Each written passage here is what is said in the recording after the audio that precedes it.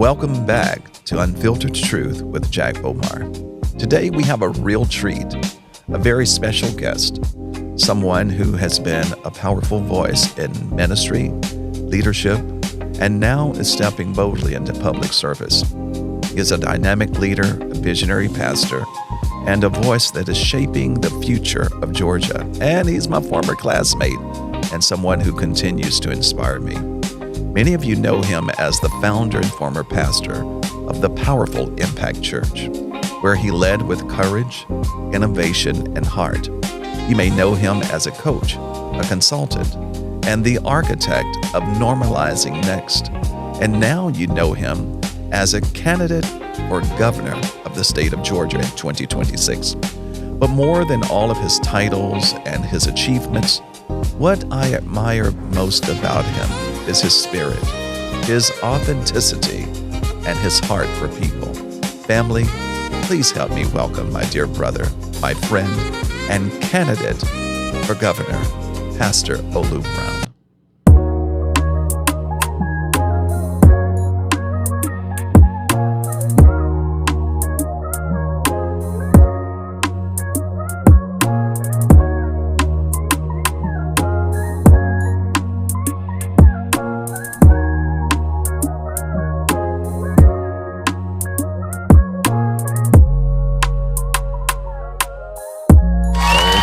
So my brother, welcome to Unfiltered Truth.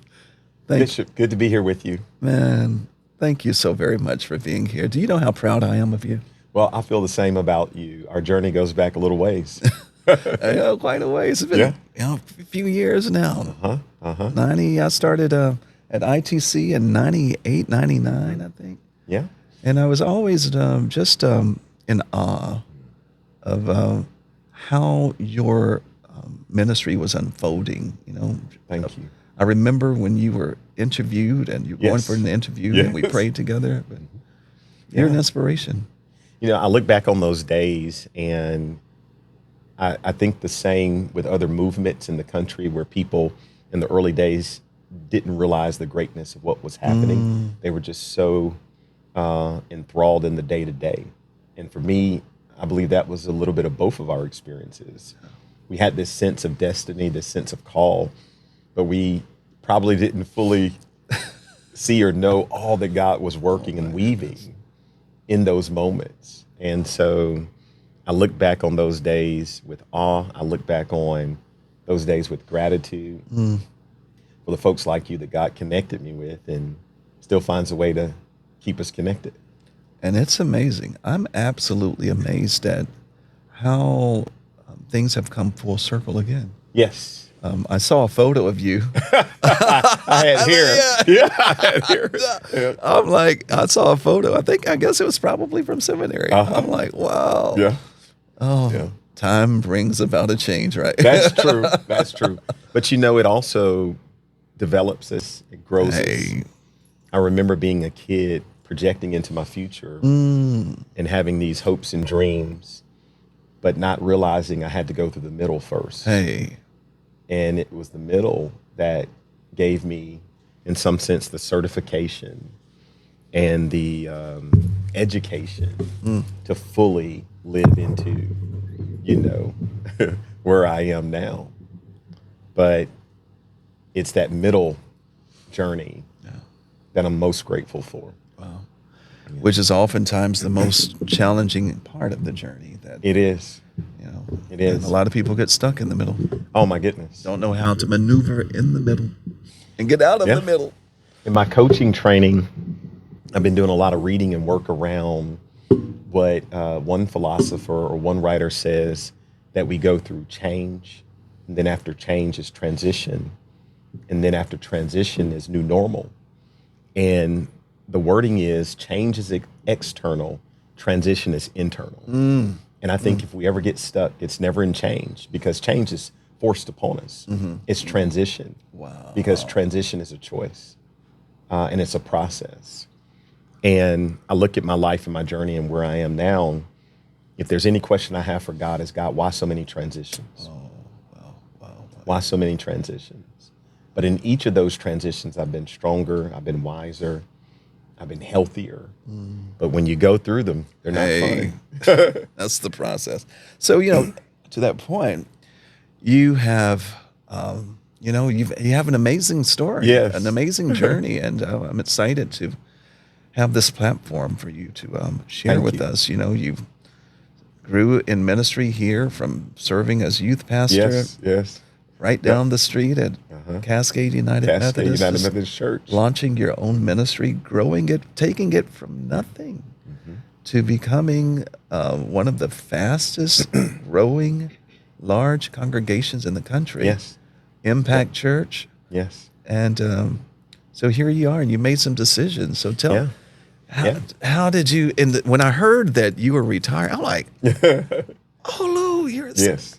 how did you get to the point after amassing such success in ministry? And I'll have to tell you, everybody, and even now, everyone that I talk to, we have such respect for you Thank you. and admiration for who you are and what you created, what you birthed Yes. as Impact Church.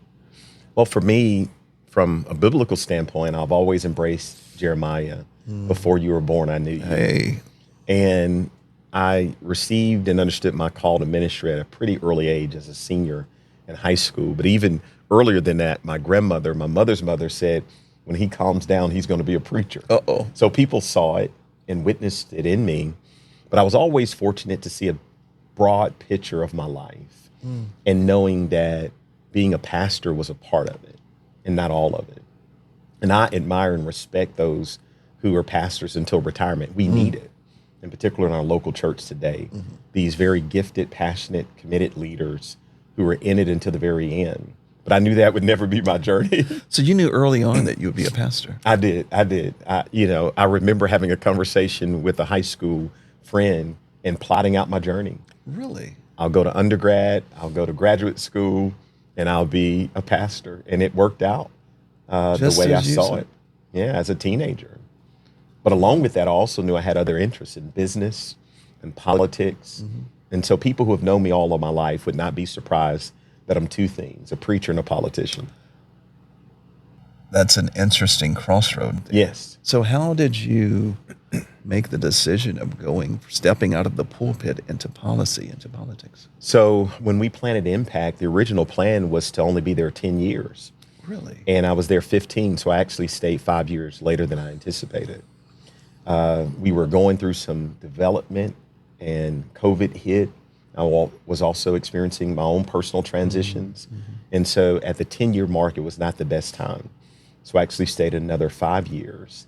And I had a mentor who was a church planner, and we would always talk about, when would you know? And he said, Olu, you will know. And he was right. You know when it's time. Much like an athlete who's played at whatever level, they know when it's time to hang up, the playing shoes. And for me, I had no regrets, because for every second that I had an opportunity to play, I gave it my all. I gave it my all. And so on my last Sunday, there were no regrets. Should I have done more? Should I have tried more? Yeah. The remorse was leaving the people. Because, in this work, the people make the difference. They can be the challenge, but they can also And be the blessing. be the blessing. And I was so fortunate to have angels throughout my ministry journey Beautiful. who still speak into my life today. I was at a little breakfast location before I came here this morning and ran into 2 former parishioners. And it was a great meeting, a great connection. And so those are the things that I miss about being a pastor. Wow. So do you miss it now? Do you miss? Yeah. I don't miss the administration. I don't miss the day-to-day. Being a pastor, we're in a reality TV world. And sometimes there are professions that are shown and they're highlighted. Say that again. Yeah. We're in this reality TV And you're world. always on. Yes, you are. Always We are. on. Always on. Even when you're off, you're on. That's it. Even with family, you're on. You're the pastor of the family. Yeah.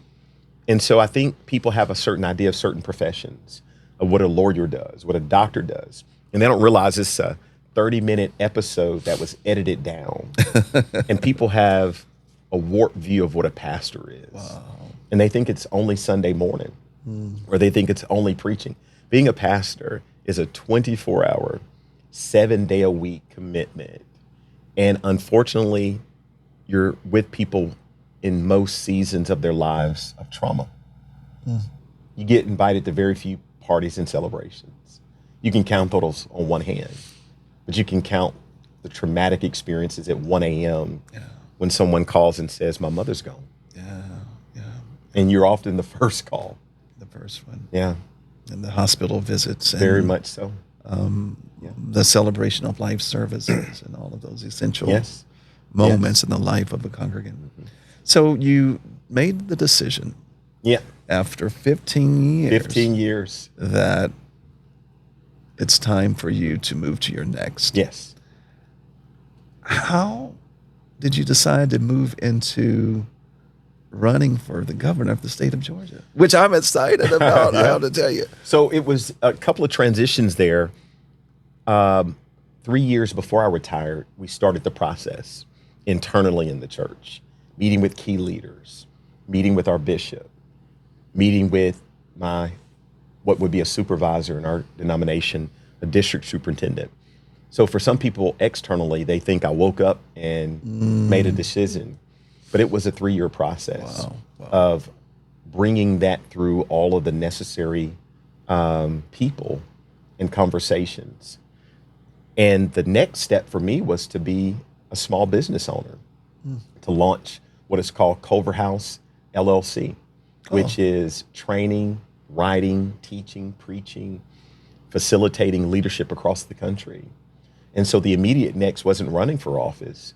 The immediate next was to stand up this new enterprise that was an extension of my work over the last 20 years. Okay. And so in the last 3 years of leading that organization, we've been to a number of states throughout the country, training and resourcing leaders, not only in the local church, but also in the marketplace. And then after doing that, about a year and a half ago, I started having some real private conversations with people who had been in my life for a long time about the political landscape and having my eyes set on running for governor of Georgia. Wow. And they said, oh, Lou, it's the craziest thing you can ever do.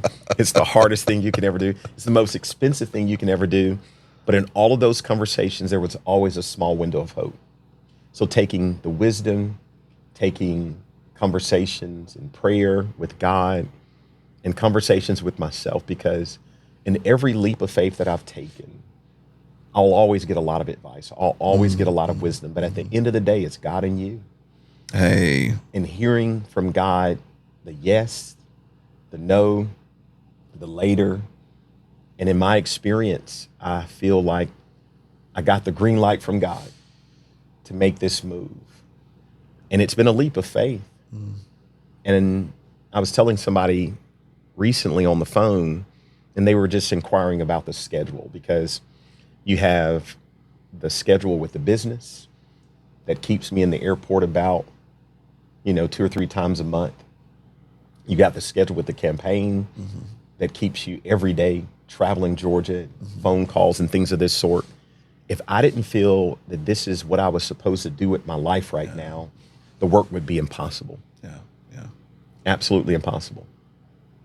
Are you enjoying the process? The middle? I am. Because, Bishop, you got to imagine being this kid in elementary school, reading the Constitution and seeing the requirements of running for office and the ages and all of those things, and being 11 and 12 and adding up my years to see, okay, when I turn this age, I can finally do this. And I was sitting in a gathering in Columbus, Georgia, looking at the wall, and we had one of our yard signs up. And I said, I'm doing it. I'm living my dream. Wow. Being a pastor was living my dream. Now serving as a hopeful elected official is living my dream. And if the Lord were to say, Olu, this is your last day on earth today, I'd leave with a smile. Because God gave me this wonderful life, and I can truly say I've lived it, and I'm living it. Man, that's a gift in and of itself. It is. A lot of people can't say that. Can't say I know it. people who have approaching that, their latter years, and they Yes. can't say that. Still looking for purpose and meaning and a sense of fulfillment Yes. and purpose here. So, what lessons from pastoring such a large congregation do you feel that you will carry into your next chapter, especially as governor for the state? It's of all Georgia? about leadership. I subscribe to John Maxwell's theory, everything rises and falls on leadership. And the leadership that it takes to collaborate, to build teams, to cast vision, to meet at tables with diverse groups of people who believe differently, think differently, behave differently, are the same skills and techniques that you need to be a successful governor. Because although you run from a particular party, if you win, you have to serve all of Georgia. All of Georgia. You've got to serve people who look at you and say, I never voted for you and I never will, but you're my governor. And our community is going through a crisis because a tornado just ripped through Yeah. here. And I'm glad you're here. Yeah, Here. yeah. And to fully be present with that individual. The same way you would with one of your largest donors who thinks you're the best thing that ever happened in the world, and be present for that person as well. So it's taught me leadership, but it's also taught me the power of presence. Showing up and being with people and letting them know that you're here to do a couple of things. One, I want to listen. And two, I want to learn. Wow. Yeah. Wow. So that's what I will take into the governorship. So as you think about the future of Georgia, Yes. and you've identified areas of concern and issues that Yes. you are lifting up as part of your platform, what would you consider the future of Georgia? Yeah. What is your boldest faith-filled vision for this state? It is to have an education system where every kid knows that their state is investing every single dollar they have to make sure that they graduate not as a citizen of Georgia, but as a global citizen. Wow. Because we can no longer say we're preparing our kids True. to be the best Georgians. We have to prepare our kids to compete against kids in Asia, Yeah. in Africa, Australia, Europe. This is the new normal. And unfortunately, when kids aren't reading at third grade level, when kids aren't performing at eighth grade math level, not only are they not prepared to have a great quality life for themselves and their families, they're not going to be able to compete on a global stage. And for me, not only is that not fair, it's immoral. And one of the wealthiest nations in the world, with a state with a $16 billion surplus, it's immoral. Wow. It's immoral. Wow. And people say, oh, Lou, how will your faith inform your leadership? That's how. Because I'll look at every kid with a sense of fairness and see that every kid should have an opportunity. And it's a part of my responsibility as governor to make sure it's on our dashboard and a major priority. Wow. Wow. I would imagine that as a candidate, you've traversed the state. Yes. Have you visited towns, areas that you'd surprised to know that they exist? Have you? Fortunately, I grew up in a small town in America. It was a farming community, an industrial community. Okay. And so earlier this week, I left skyscrapers in downtown Atlanta. And 3 hours later, I was by cotton fields Wow. that were ready to be harvested, Wow. Wow. and attended a worship service in that town that opened with an old school devotion Uh-oh. Uh-oh. that reminded me, if I closed my eyes, of the local church I grew up in. That was a small Baptist church. And the same connection that I had of meeting with people in a tall building in downtown Atlanta was the same genuine connection that I had meeting with people next to cotton fields. They're all people. All people. And so for me, there is no surprise about the diversity in Georgia. The surprise is that we have folks who don't see it. And some of them are our elected officials. And so if we're electing people who unfortunately can't see everyone or fail to see everyone, there's no way they can represent everybody. And that's the challenge of being governor, but it's also the opportunity that I embrace is to fight just as hard for the person who's in a part of Georgia that feels overlooked to the person who's in a part of Georgia who seems to get every resource that's available. We have to make all Georgians count. Oh, And when I travel, in particular outside of Metro, people say three things to me, Bishop. Olu, Georgia is more than Atlanta. Don't forget about us. okay. And please come back. Wow. Wow. So it's a balance. It's a balance. And it's the same thing that I did as a pastor, whether it was the family that gave enough to support the church's budget or the family that never gave anything. As the leader of that church, I treat it both the same.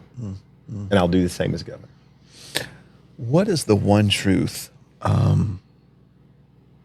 What is the one truth that you believe that people in the state of Georgia and our nation are looking to hear today, or need to hear today, especially with all that's going on, especially in this nation? Yeah. A recent conversation with a Georgian, the person said, and they use some other language I can't use on your podcast. Well, this is unfiltered Yeah. truth. Yeah. No fluff. Yeah. But it comes down to this: show people that you care. Wow. Wow. That's what it comes down to. And people who have known me my entire life, they'll say, Olu's a pretty honest person. He's a person of character. But there's not a single day where you will ever think he doesn't care about you. Wow. You know, an author that I embrace her work quite a bit, Brene Brown, Yeah. started reading one of her latest books. TED Talks. Yeah, yeah. She talks about authenticity. She talks about vulnerability. And I believe the best leaders are authentic. They're vulnerable. And here's the other thing that I think people really want in their elected officials, even if they don't like it, is transparency. Transparency. And you know, one of the things that we did at Impact every quarter, and people still talk about this, we would share where the church was financially every quarter. Now, Bishop, that's easy when things are going well. Oh my goodness. There were some seasons we struggled, Yeah. but people knew we would still get on that stage and share the truth. And it won a lot of support. And people still talk about it. Oh, I've never seen that before in my life in a faith community. And that's true. And that's the only way that congregants, members can be accountable. If they don't know, Yeah. we cannot be accountable to and for what we're not aware true. of and don't know about. That's true. So what lessons do you feel that you're carrying after pastoring such a progressive, large, successful ministry? What lessons from pastoring do you feel that you'll carry into the governor's Well, seat? one is what's being attacked in our nation, and that's diversity. The lesson I've learned is diversity is your strength. Any singular solo group will always fail to grow to its capacity Wow. because the singularity doesn't allow diversity of thought. The next lesson is, and it's what I've known my entire life, as a leader, you should never be the smartest person in the group. Hey, You know, if you're over a group and you're the that's smartest, it. I don't want to be a part of that I'm group. with you on that. And so collaboration, building teams with people who disagree with you. Now, it doesn't need to be a toxic team, Yes. but tension is necessary. And typically the tension comes with diversity. And the third lesson that I've learned is at the end of the day, presence is power. When I go to places in Georgia and I tell them I'm running for governor, they look at me as if I'm just this amazing person. One, because they say, I've never met anybody who's running for governor. Wow. And two, I'm just surprised that you're here. Wow. And here's what I tell folks. When you elect me, you won't have to come to Atlanta to see me. I'll come to you. And so I was in Ben Hill County on Monday at a worship experience, and I said that, and they gave me an applause because people would not imagine how many folks in this state feel unheard, unseen, and overlooked. And they count. Knowing you as I do, and having observed you over the years, I know that you will stand true to those words, Olu. I will. A leader with the people at heart, the heart for the people, and that's what we need today. How do you, in all of the transitions and changes that you've made Yeah. and are making, I tell you. how do you stay grounded? How do you stay spiritually grounded and connected? Several ways. It's my upbringing. And I tell this story, and I had an opportunity to share with your congregation, and I didn't tell the full story. And thank you for that. Oh, my pleasure. Absolutely powerful, Yeah, amazing. pleasure, yeah. We need you back.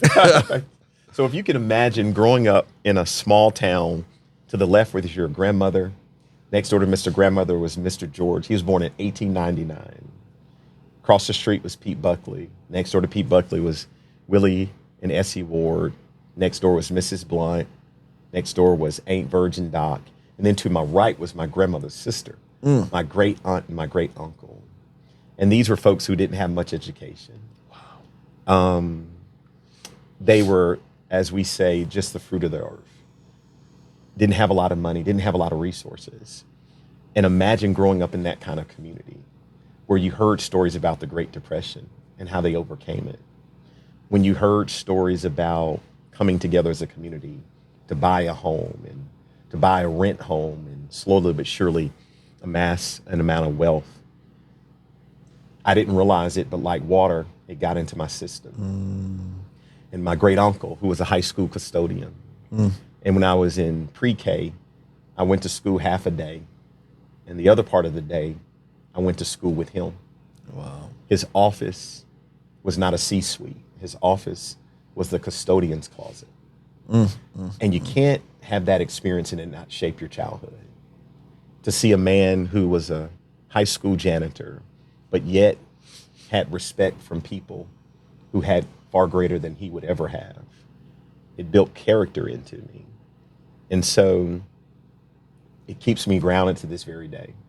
I subscribe to the scripture in Hebrews that says we're surrounded by great cloud of witnesses. We think about Bishop Barber King, Yeah. cloud of witness. Hey. How can you ever, even if you have a day where you get off center, having that kind of witness in your life that re-centers you? So it's the people who raised me.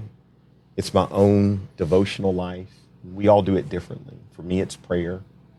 It's reading scripture, taking time in meditation.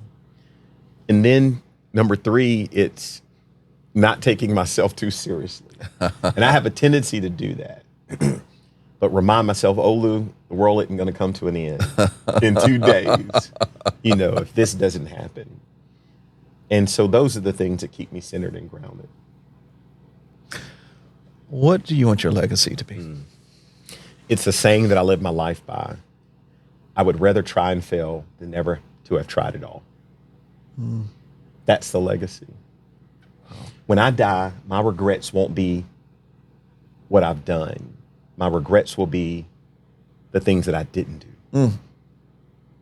For a lot of people, their regrets are the things they've done. And I've done some stuff that I regret. But those aren't the most. It's, you gave me this one and only life. And I was too afraid. Those are the regrets that I'll have. Reminds me of the words, I think it's these are the words of Les Brown. I don't know if he got it from someone else. He says that the wealthiest place on the earth is the cemetery. Yes. Because it's there at the cemetery that dreams were buried. Buried. Books never got written. Songs were never composed. Yes. Businesses were never started. Dreams were never stepped out on. Yes. People die with their dreams inside of them. Yeah. So how exciting. So your family. Yes. How are they feeling about Oh, man. Depends on who you ask. being the first family of Georgia? How are they feeling about that? Fortunate to have my spouse. Her name is Tammy. And we're a blended family with 4 kids, 3 in college. Wow. And they're 18, 20, and 21. Whoa. And then the youngest, I dropped off in school this morning. He's in the 8th grade. And picked him up from baseball practice last night. He's 13 years old. And so they're living life through their lens. And of course, this is an added addition to it. But I think they're proud of the journey, hopeful for the journey. And it's a part of the legacy, not only for me, but it's a part of the legacy for the family to be able to say, we have to do something with our lives, whatever that is. For me, this is my doing something. For other people, it's something else, and that's fine. But I believe we all have a legacy to leave as a family and as individuals. Yeah. And I hope this is a part of the journey for all of us. Wow. Wow. So on a lighter note, what would people be most surprised about? Yeah. You know, what is something about you that people would be something that maybe your children laugh at? Or Yeah. That- That I can't dance. Come on. I cannot dance. I've never had rhythm. In my I don't believe it. I was always the one. My mother, siblings had Really? rhythm. I never. I mean, I know the beat, but my body doesn't respond to it. And Olu, come on, Olu. No, I Oh, admire come people on. who You can know- dance. Oh my goodness! And I watch people dance because it's a phenomenon. Are you like dancing in your mind? I am, but my body just doesn't coordinate. Yep. Really? So I cannot dance. I love watching people dance. I'm a borderline comedian. Oh, really? And it helps me. Comedy is also a part of my healing process. And people who are with me the most will know if I'm struggling based upon the amount of comedy that I watch, because it always helps me in tough times. And I listen to a diversity of comedians. And sometimes comedians are the friends that we're with. You know, we play jokes on each other and things of that sort. And because like everybody else, I struggle with fighting depression. I struggle with fighting against anxiety. I struggle with fighting against fear. And so I have to have those people and places and experiences that help encourage me through. One of the books I just finished was on the biography of Dr. King. I had no idea how much he struggled with depression. Wow. Had no idea. But people who knew him best would say he was a jokester. Really? And I think that was one of the things that he used to help him with the down moments in his life. And so, not that you asked this question, but it goes back to authenticity and vulnerability. We have to normalize life for people, Yeah. even as elected officials or as pastors, to help people know we all struggle. Yeah. We all have fears. We all have anxiety. But together as community, we can overcome those things. And I think when people get isolated or siloed, we really get into trouble. So those are some of the things people probably wouldn't know about. Yeah. We'll play some music the next time we go to dances. Yeah. Oh, man. So what would you say as we're wrapping up?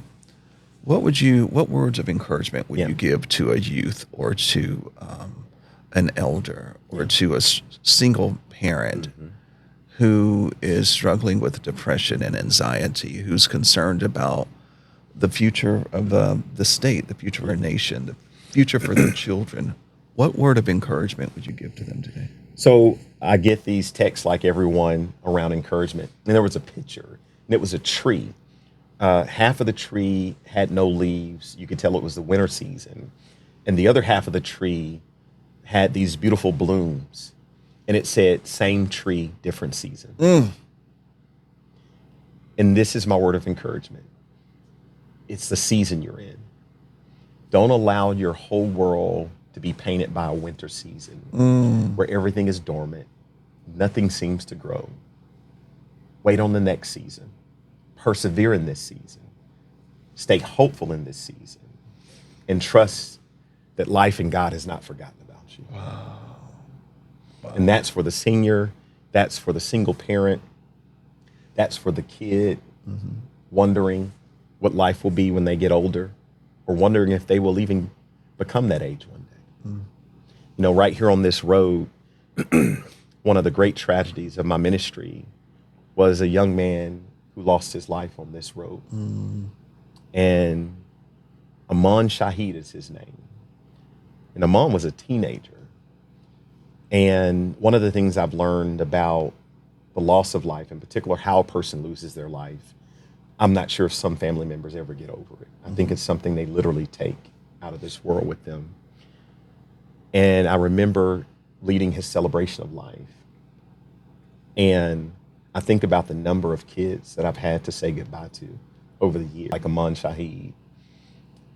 And this isn't why I'm running for governor, but it's a part of it. And why I served as a pastor is I never want that to happen. And unfortunately, if it ever does, I want people to know that they have somebody who will stand with them in those very tough moments.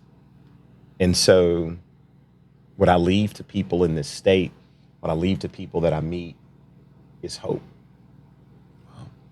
Hope for a better day, hope for a better season, and hope that life and the world and God and humanity, they haven't forgotten about you, even when you feel they have. What a powerful way to end. How can those who are listening find you? So several ways. Please go to our website. We're running for governor of Georgia because I care about all of Georgia and I see all of Georgia. And it is simply OLUFORGA.com. OLU4GA.com. I would love for you to serve as a volunteer. I'd love for you to give us your feedback. I'd love to come to your city, your town, your county. And also, I would love for you to consider supporting our campaign financially because it takes a lot of resources to lift a statewide campaign. And so grateful for your support, even in advance. Olu, Thank you, Bishop. Thank you for your time, for your wisdom, and for your spirit with us today. Thank you. Much success. Family, I don't know about you, but I feel so inspired and challenged to dream bigger and to walk in faith. If you've enjoyed this conversation, please share it, subscribe, and help us spread these messages of truth and transformation. Until next time, keep living beyond the limits.